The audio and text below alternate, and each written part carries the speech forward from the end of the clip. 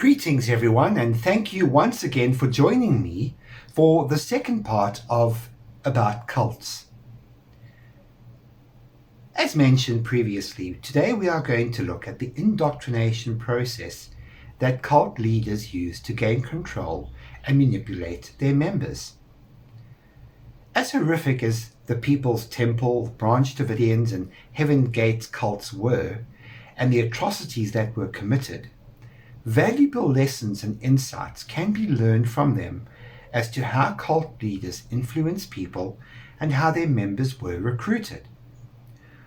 One would think that those who join cults are of low intelligence and persuaded and given and easily persuaded and given to hysteria. Yet this is not the case. Those who join the cults are usually come from all sections of society. But what has been noticed is that those who are more likely to join are those who feel that they are not making a difference in the world, or that their voices are not being heard.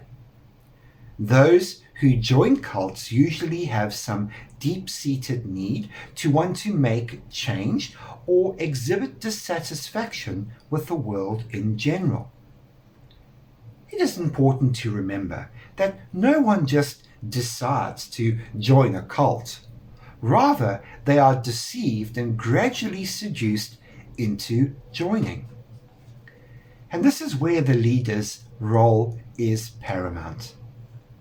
The leader must ensure that they can meet the recruits' expectations by proving to them that this group, above all others, can meet their needs, that the group can remove their feelings of isolation, that the group will never reject them, that the group will never judge them. They must convince the recruit that their meeting was divinely orchestrated and not just merely a coincidence.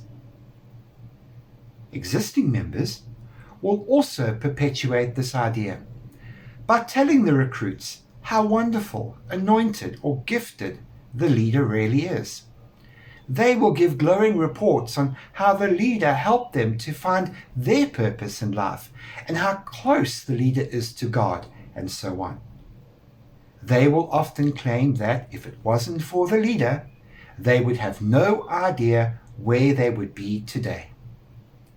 This, my friends, is no coincidence. This is all carefully and meticulously planned. Another method often employed by leaders is what is known as love bombing. Love bombing works because it is based on the assumption that everyone has experienced rejection or trauma at some stage in their lives. So, when they discover a community where none of these externalities matter, and they find love, acceptance, instant friendships, and a culture of non-judgment, which group do you think that they will readily join?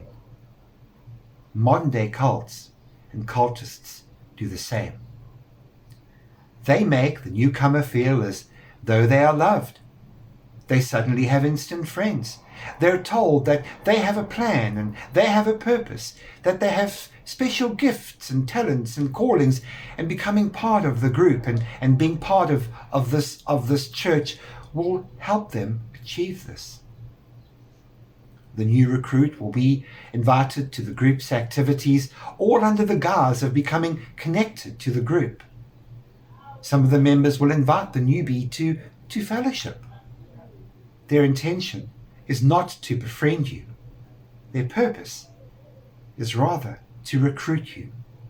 You are just another conquest to them, and they will receive recognition by the leader for bringing a new member into the group, because after all, recognition is what they desire, not friendship. Many who have been involved in cults often discover this upon exit. The social and support structures they once had suddenly evaporate overnight. This is often an emotional and jarring experience, and many who exit a cult feel lost and vulnerable and confused. This is not to say that there are never genuine friendships formed, but they do seldom remain intact if you are not involved anymore in the group. If friendships do remain, sadly, it is for reporting back to the leader about the activities of the ex-member and not continuing the friendship. Another tactic that leaders use is conformity. Leaders will often change the names of their members. This is one way of dehumanizing them or an attempt to make them childlike. Heaven Gate's leader, Applewhite, did this with his members by adding to their names the phrase Odie and getting them to shave their hair off. And I know of one group where the leader reduces the members' names to letters and uses abbreviated versions of their names as opposed to using their full names.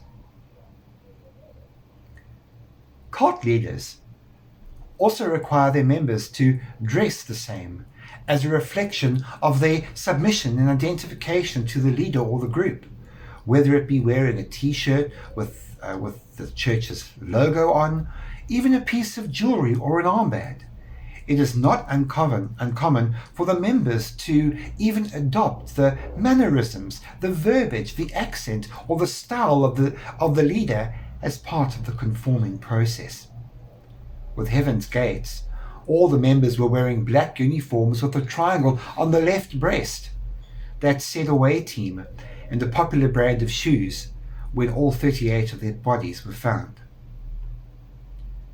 Once within the group, it is then that the true manipulation begins. Next time, I will be talking about the tactics cults use to control and manipulate members once they have joined the group.